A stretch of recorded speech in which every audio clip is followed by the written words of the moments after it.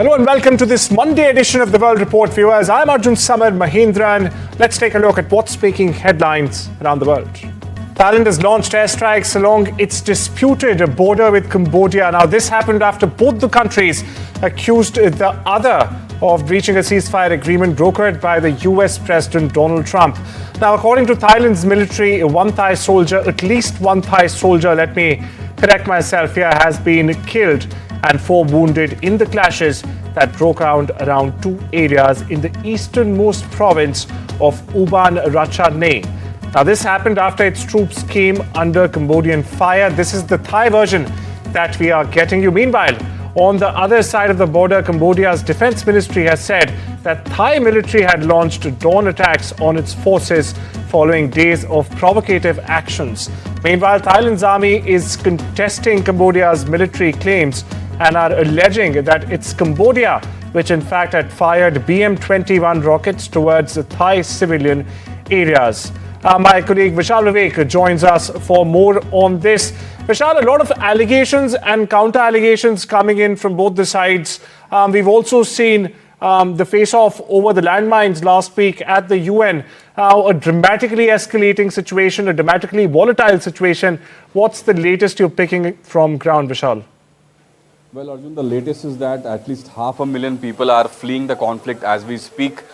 We heard that earlier there was a conflict going on during the weekend. As you rightly mentioned, there was a conflict over landmines that are, spread across the border area of Thailand and Cambodia. Yeah. During the conflict, that one Thai soldier was killed. That resulted in a retaliatory strike from the Thailand side to the Cambodian side. But both the sides are sort of trading blame at the moment. They are not ready to, accept who really started the conflict again, because we all know that this whole, tension had escalated back in July, resulting in the deaths of at least 4 dozen people on both the sides. And, it had required US's intervention, and that has resulted in a peace deal. Right. But it's been a fragile peace deal, as we have all seen. We'll have to see how this progresses further, because some reports suggest that some military aircraft have been used to get into the territory of Cambodian side, and it could result in civilian casualties as well. Absolutely right there, Vishal. Now, this confrontation, in fact, has been on since July this year, and it actually hit a high in August, in the end of August, when former Thai Prime Minister Shinawatra had to resign after that controversial phone call with Cambodian leader Han came into the public domain. Meanwhile, this next report takes you and traces the exact genesis of this current landmine conflict. Viewers, take a look.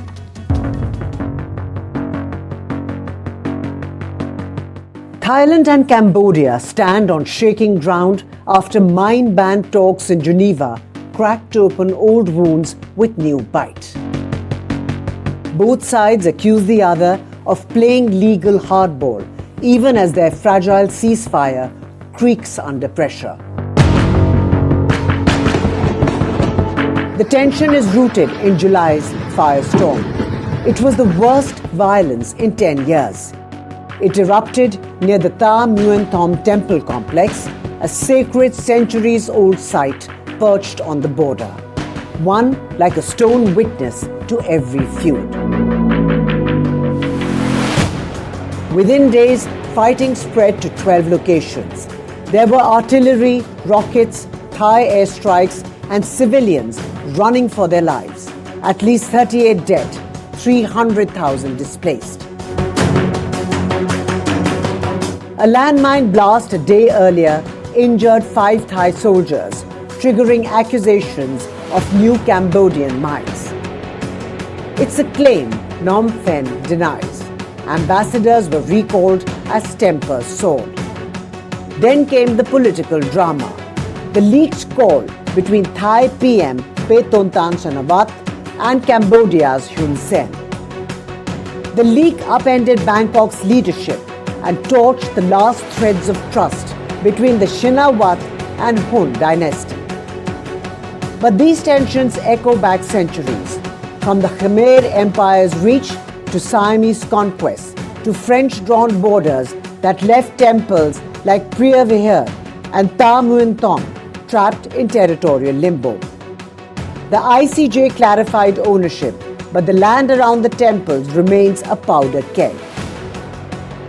ASEAN finally brokered a ceasefire on July 28th. But the world has witnessed many times firsthand that peace built on contested stone can crumble fast. It usually does. And with rhetoric flaring again this week, the question returns: how long before history repeats itself at these temples once more? UK PM Keir Starmer will host Ukrainian President Volodymyr Zelensky in London today. That's Monday, as efforts to end the Ukraine war remain stalled, viewers. Now, the talks at 10 Downing Street will also include Emmanuel Macron and German Chancellor Friedrich Merz. US Cabinet Minister Pat McFadden, meanwhile, has said Ukraine's security and right to self-determination, very importantly here, will be at the very core of these discussions. Also adding that US-led peace efforts are at the moment a pivotal effort. Stay with Europe, where Italian Prime Minister Giorgia Meloni spoke on call with Ukrainian President Volodymyr Zelensky ahead of his visit to 10 Downing Street in London for peace talks. Now, Meloni has reaffirmed Italy's support for Ukraine after what she called a fresh wave of indiscriminate Russian strikes on civilian targets. Meloni also announced the dispatch of emergency supplies to support Ukraine's energy infrastructure and its population. Generators provided by Italian companies will be shipped in the coming weeks. Benin President Patrice Talon on Sunday condemned an attempted coup that was foiled by the country's army. The condemnation, viewers, came during his first public comments since sporadic gunfire was heard in parts of the administrative capital in Cotonou. The president did not provide figures, however, on casualties or even how many hostages have been taken. Now, earlier on Sunday, a group of soldiers appeared on Benin's state TV to announce the dissolution of the government in an apparent coup, which would have been, in fact, the latest of many similar coups in West Africa or the entire Sahel region. As it is known now, the group calls itself the Military Committee for Refoundation. Local media, meanwhile, reported the arrest of 13 soldiers who took part in this alleged coup. It remains unclear still at the time we get to this broadcast, viewers, if the coup leader, Pascal Tigri, has been apprehended or not. Meanwhile, listen in. Je voudrais ici saluer le sens du devoir de notre armée et de ses responsables qui sont restés républicains et loyaux à la patrie. Avec eux, nous avons fait front, repris les positions jusqu'à nettoyer les dernières poches de résistance des mutins. Cet engagement et cette mobilisation nous ont permis de faire échec à ces aventuriers et d'éviter le pire à notre pays. Cette forfaiture ne restera pas impunie. Now on to the latest in the rather disturbing Goa nightclub case. Viewers, now cops are on the hunt for the Goa nightclub owners. Who are they? Brothers Saurabh and Gaurav Luthra. Now remember, 25 people were killed in Goa due to the fire at this nightclub. So far, 5 people, including 2 club managers, have been arrested. However, the cops are yet to find the club owners Saurabh and Gaurav Luthra, who in fact are based in national capital New Delhi. And in fact, one of the owners, Saurabh Luthra, has also issued a statement saying that they are deeply shaken by the loss and will do everything to help and assist the probe. Cops, meanwhile, have issued a lookout circular against the owners, which will stop them from leaving any airport. We get you more. The Chief Secretary, DGP, IGP, Secretary, Revenue, Collector, North SP have discussed regarding the cause of the incident, and after having the detailed discussions, I have taken the following decisions. 1. To conduct the magisterial inquiry through the committee comprising of the District Magistrate, SP South, Deputy Collector of the Deputy Director of the Fire and Emergency Services, Director Forensics regarding the procedural lapses and resulted in the mischief, and to submit the report to the government within a week. The committee shall be constituted under the chairmanship of the Secretary Revenue for conducting the audit of such clubs, business establishment, etc., which are operating without a valid permissions and wherein there is a likelihood to be gathering of the people in large number. Syria's marking 1 year since the fall of longtime ruler Bashar al-Assad after nearly 14 years of war. 14 dragging long years of war, viewers. On the 8th of December last year, the rule of the Ba'ath Party collapsed when Damascus was seized. Al-Assad, well, he fled to Russia where he was granted asylum and still remains. We get you. أكثر الأشخاص اللي زارونا بالمركز كانوا يعانوا من اضطرابات ما بعد الصدمة، يعانوا من صعوبات بالنوم، يعانوا من كوابيس، يعانوا من قلق دائم. أكثر الشكاوي اللي كنا نسمعها موضوع صعوبة الاندماج، صعوبة التأقلم مع البيئة المحيطة، الغضب الدائم والتعامل مع الأهل بطريقة إنه شعور إنه أنا هدول ما نن أهلي، هدول العالم تغيروا علي. في البعض يعني كان أهون عليه إنه هو لا أنا أرجع على سجني على القوقعة اللي أنا كنت فيها عن إني أنا أرجع وأتعامل مع هدول العالم والمجتمع اللي أنا شايفه غريب علي. In the Far East, viewers, a Chinese carrier strike group launched intense air operations near Japan over the weekend, over Saturday and Sunday. Now, this came as the East Asian neighbors traded diplomatic barbs in an escalating dispute. According to Japan's self-defense forces, China's Liaoning aircraft carrier conducted about 100 takeoffs and landings as it sailed into the Pacific Ocean. Now, these encounters in waters so close to Japan's southwest island chain come after PM Sanae Takaichi warned only last month that Tokyo could in fact respond to any Chinese military action against Taiwan. Over in the West, US President Donald Trump has solidified his takeover of Washington's John F. Kennedy Center for the Performing Arts on Sunday. Now, how did he do this? Well, by hoisting its flagship awards program. Now, this year's Kennedy Center's honors widely seen as the top US recognition for lifetime achievement in arts, featured the likes of Sylvester Stallone, Kiss, and Gloria Gaynor. Donald Trump, meanwhile, says he's hosting the Sunday night gala in Washington and that it'll be a presidential first. Trump ousted the leadership and had himself voted in as the chair. Here's the reaction. I've never been goal-oriented, ever. And a lot of people are shocked when I say that because you just do what you do. And I thought the one thing I have in common with 99% of the world, we're all underdogs. I mean, we all start out as underdogs. And we persevere and hopefully we kind of attain our vision. But that's the one thing that really, I think, was the key to Rocky, is that you didn't have to be a white collar, blue collar. Everyone related to the struggle. Over in the Middle East, Israeli Prime Minister Benjamin Netanyahu has announced in Jerusalem that Israel will soon advance the second phase of the Gaza ceasefire. Hamas announced it is ready to, in fact, lay down its arms as part of its ceasefire with Israel. Now, this after meeting visiting German Chancellor Friedrich Merz, Netanyahu said that the first phase of the Gaza ceasefire agreement has been largely completed. Not only this, he noted that later this month he plans to meet US President Donald Trump once again to discuss the progress of the second phase. According to the spokesperson for the Iranian Foreign Ministry, Ismail Baghail, the presence of US in the Middle East has caused insecurity. The statement comes as it is an accomplice to Israel in committing crimes in the region. That's what Iran is claiming. Now, Baghail has also said that the US has been interfering in Iran's internal affairs, as what they call a regime change is actually a violation to Iran's state sovereignty. Listen in.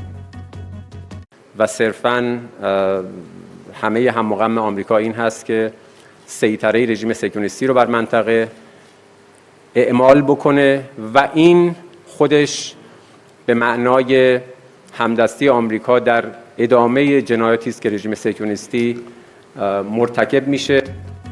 Well, we stay with the Middle East, viewers, where Israeli Prime Minister Benjamin Netanyahu has said that he would not retire from politics. Now, this if he receives a pardon from the country's president in his years-long corruption trial. Netanyahu last month requested President Isaac Herzog for a presidential pardon. Lawyers for the Prime Minister argue that the frequent court appearances were hindering Netanyahu's ability to govern. The number of victims killed in an explosion outside a police station in Mexican state, Michoacan, over the weekend has risen to 5. This is according to the Attorney General's office. 12 others, meanwhile, were injured following the Saturday explosion. The blast actually occurred around midday on the coast of Michoacan, a state where numerous criminal groups operate, also including the powerful Jalisco New Generation cartel. Viewers, it's also, by the way, where the government recently launched a major security operation given the ongoing violence. We get your reaction. Como ustedes saben, fue alrededor de las 11 horas con 40 minutos del día de ayer, 6 de diciembre del 2025, que se registró una fuerte explosión afuera de las instalaciones de la policía comunitaria allá en Coahuayana. Votes are being counted in Hong Kong after a third of registered voters elected a new 90-member legislature Sunday or over the weekend, viewers. Now, a turnout that avoided an embarrassment for the government, but also fell short of the electoral system revamp that eliminated the opposition in the Chinese territory altogether. The turnout rate reached a 31.9%, surpassing the 30.2% in the 2021 election, the first, by the way, held under the new system. Candidates must now go through a vetting process that also ensures they're patriots who are loyal to the Chinese government and the Chinese Communist Party, or the CCP. Nigeria's government has secured the release of 100 school children who were abducted last month in one of the country's worst mass kidnappings to date, viewers.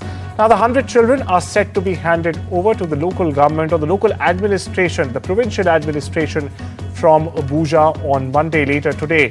At least 153 students and 12 teachers were taken from a Catholic school last month, and they remain in captivity. News from the land down under, where an Australian firefighter was killed overnight after he was struck by a tree while trying to control a bushfire. The blaze had destroyed homes and burnt large swaths of bushland north of Sydney.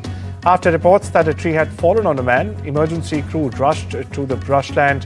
Officials, meanwhile, say the 59-year-old suffered a cardiac arrest and died at the scene. Prime Minister Anthony Albanese, meanwhile, has said the terrible news is a somber reminder of the dangers faced by emergency service personnel. Take you back to Japan, where the economy is shrunk an annualized real 2.3% in the third quarter of 2025, compared with an initially reported 1.8% drop. Now, these revised figures for gross domestic product, or the GDP, from the Cabinet Office have marked the fastest contraction since the third quarter of 2023. Now, in the last 3 months alone through September, real GDP adjusted for inflation contracted 0.6% on a quarter-on-quarter basis. Now, this is simply compared with the preliminary reading of a 0.4% decline. Thousands of runners in red and white costumes flooded the streets of the Hungarian capital on Sunday as Santa Run returned for its 10th anniversary. Organized by the Budapest Sports Office, the fun community event along the banks of the river Danube is open for both adults and children to take part in. Officials said around 4,500 Santas took part across the 3 distance range, which includes the 900-meter, the 2.3-kilometer race, and of course the 5-kilometer race.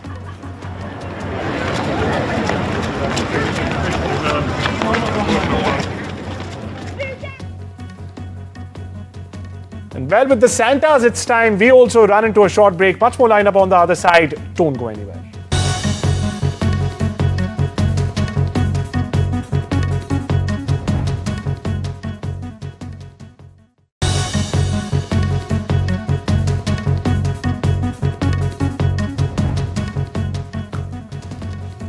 Welcome back to this Monday edition of the World Report, viewers. Now we get you updates from the world of business, where US President Donald Trump has said he will be involved in a proposed merger between Netflix and Warner Brothers. Although Trump did not say whether he favored approval for the deal, he pointed to a potential concentration of market power in the entertainment industry. Now, the statement very interestingly comes after Netflix agreed on Friday to buy out Warner Bros. For a whopping $72 billion. We take you to Europe, which is forging ahead with its crackdown on big technology, levying fines on Google and Elon Musk's X. That's right, it's now opening investigations, and new investigations at that, asserting it's a sovereign right to enforce its own laws in defiance of US President Donald Trump. Now, 3 months after hitting Google with a €2.95 billion fine, the European Commission on Friday has also imposed a €120 million penalty on Elon Musk's social media platform X. The fine was imposed for breaching European Union's online content rules. The world of sports, viewers. Lando Norris is sobbed tears of joy as he won the Formula One championship for the first time. Now, the big win ended Verstappen's 4-year reign, and a long reign at that, with the third place at the Abu Dhabi Grand Prix on Sunday. Red Bull's Verstappen, whose 8th triumph of the camp was one more than the new champion managed, won the season ender with McLaren's Oscar Piastri running up Norris in Britain's 11th F1 World Championship. And it's in fact the first McLaren driver to win the title ever since Lewis Hamilton back in 2008. Pop singer Katy Perry and former Prime Minister of Canada Justin Trudeau have launched their relationship on Instagram. Now, the singer has posted a photo of the pair smiling and a video of them eating sushi together. And where are they eating sushi? Well, not in Canada, but in Japan. The post has officially confirmed the relationship earlier after months of public speculation. The post also comes after Trudeau reshared a photo on X of the pair posing with Japan's former Prime Minister Fumio Kishida and his wife Yuko. And the third day of the Red Sea International Film Festival spotlighted regional storytelling. Two notable Arab films made their premieres unidentified in the Arab Spectacular section, and Barney as part of the Red Sea competition. Now, Barney, the latter film, which is a coming-of-age story set in a small Saudi village, drew attention for its focus on youth and rural life. Meanwhile, the premiere of Unidentified also attracted filmmakers and guests alike across the Arab world. We get your reaction. بالنسبة للفن السعودي حاليا احنا نشوفه قاعد يصير من تطور لتطور. الافلام والمسلسلات السعودية صايرة توصل عالميا في مهرجانات عالمية. جدا فخورة وممتنة ان وطننا صار يوصل لاشياء عالمية، وباذن الله راح نحقق اشياء اكبر بالمستقبل. And well, viewers, that's all the updates we have for you this Monday. Take care and have a wonderful day.